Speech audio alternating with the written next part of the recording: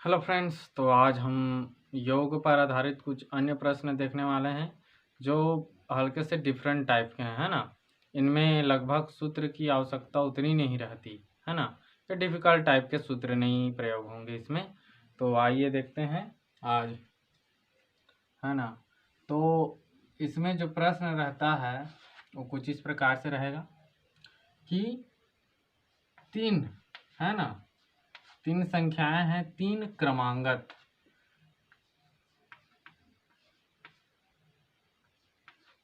जो तीन क्रमांगत सम संख्या, है ना, तीन क्रमांगत सम संख्याओं का योग, तीन क्रमांगत सम संख्याओं का योग मान लीजिए 24 है, ठीक है। तो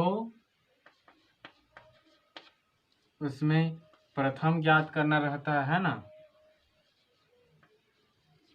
प्रथम, फिर बीच की संख्या, है ना। तो प्रथम संख्या, बीच की संख्या तथा अंतिम संख्या ज्ञात कीजिए। कभी कभी इस प्रकार से प्रश्न पूछते हैं, है ना।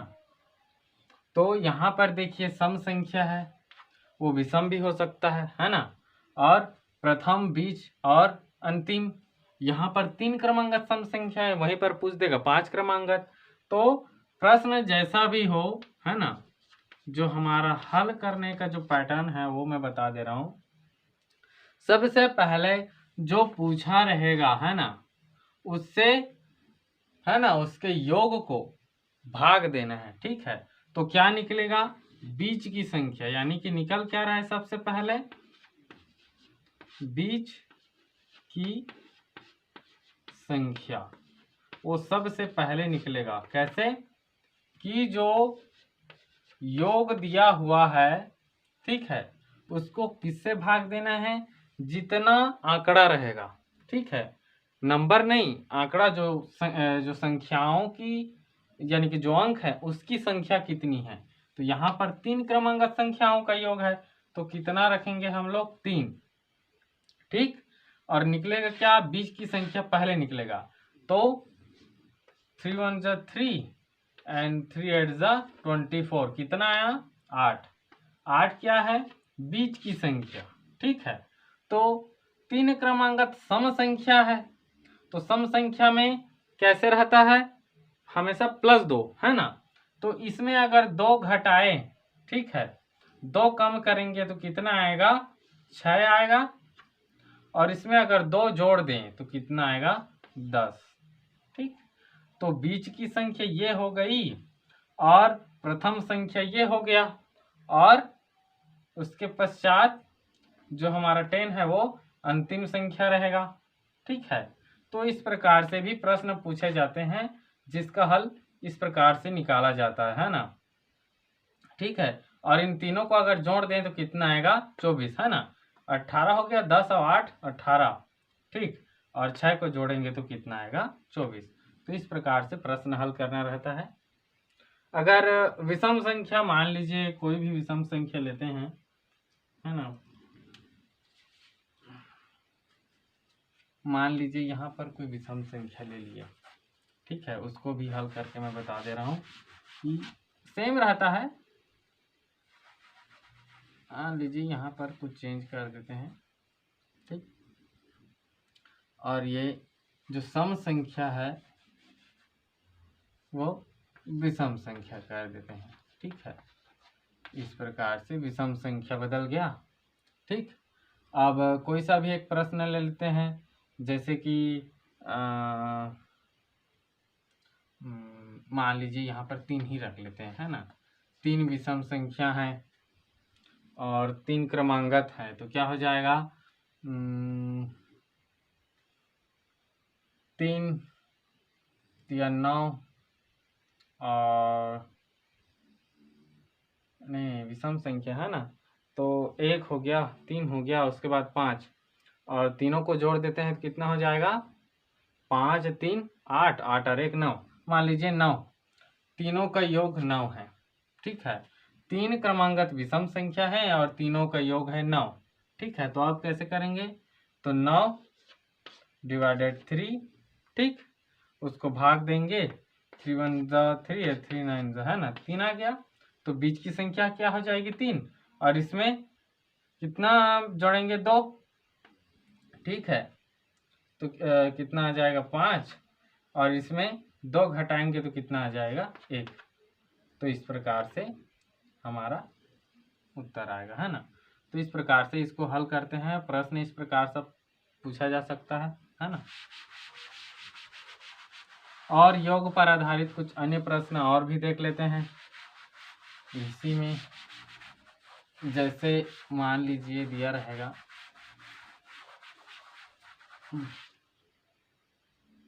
ठीक है, 9वां प्रश्न, मान लीजिए कोई सा भी एक प्रश्न ले लेते हैं।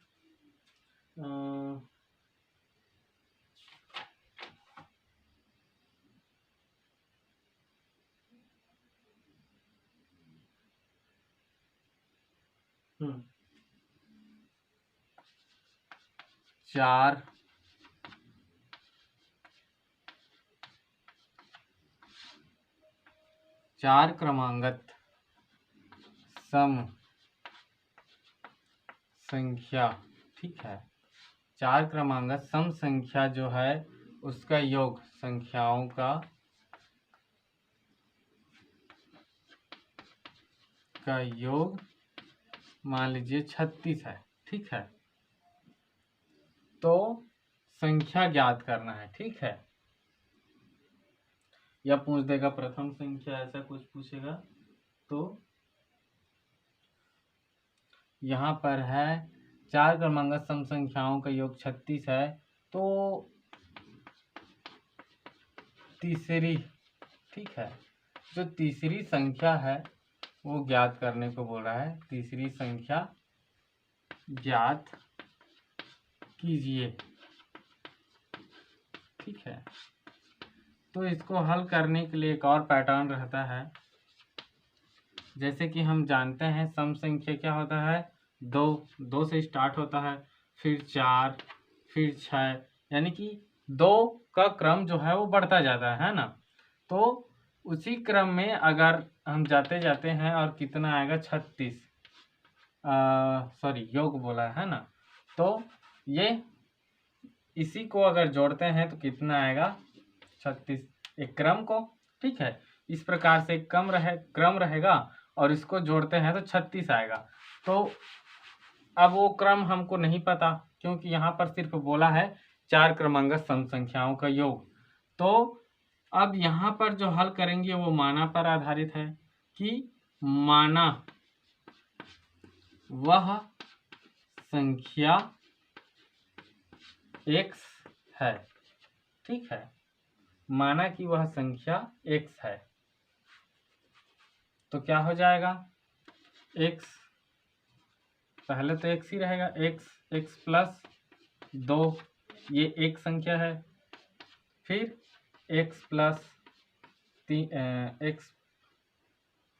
प्लस 4, ठीक, और चूंकि 4 संख्या है तो 1, ये 2, ये 3 और x प्लस 6, ठीक है, बराबर आ जाएगा 36। ठीक, चौथी संख्या हो गई, ये पहला संख्या, ये दूसरा, ये तीसरा, ये चौथा, तो 4 क्रमांगत सम संख्याएं हो गई। और क्रमांगत मतलब 2 4 6 और सम संख्या है तो 2 4 और 6। ठीक, अब ये तो हम लोग है ना जो कथन है उसको बनाए हैं, अब इसको हल करेंगे। तो हल कैसे करते हैं देखिए, अब इसको ब्रैकेट को डायरेक्ट हल करते हैं, क्योंकि अब यहाँ पर चिन्ह है तो यहाँ पर भी प्लस है, इसको बाहर निकालेंगे तब भी प्लस ही रहेगा, तो इसको डायरेक्ट मिटा देते हैं, है ना। यहाँ पर कुछ ऊपर नीचे करना नहीं है, डायरेक्ट इसको ब्रैकेट को मिटा देते हैं। ठीक है, अगर माइनस रहता तो यहाँ पर चिन्ह का गुणा हो जाता, लेकिन ऐसा कुछ नहीं है, तो हम लोग डायरेक्ट इसको ऐसे मिटा दिए हैं, है ना। तो अब हम देखेंगे कि जो x है उसको एक बार लिखेंगे, ठीक है, मतलब जोड़कर x x x और ये x, ठीक है। तो कितने हो गए 4x, तो 4 गुणा x यानी कि ऐसे ही लिखते हैं, है ना, 4x प्लस जो संख्याएं हैं उनको अलग से जोड़ देते हैं, 2 4 और 6 कितना हो जाएगा, 6 4 तो 10 हो गया, 10 और 2 12 बराबर 36, ठीक है। उसके पश्चात हम लोग आगे हल करने के लिए इसको मिटाते हैं, है ना।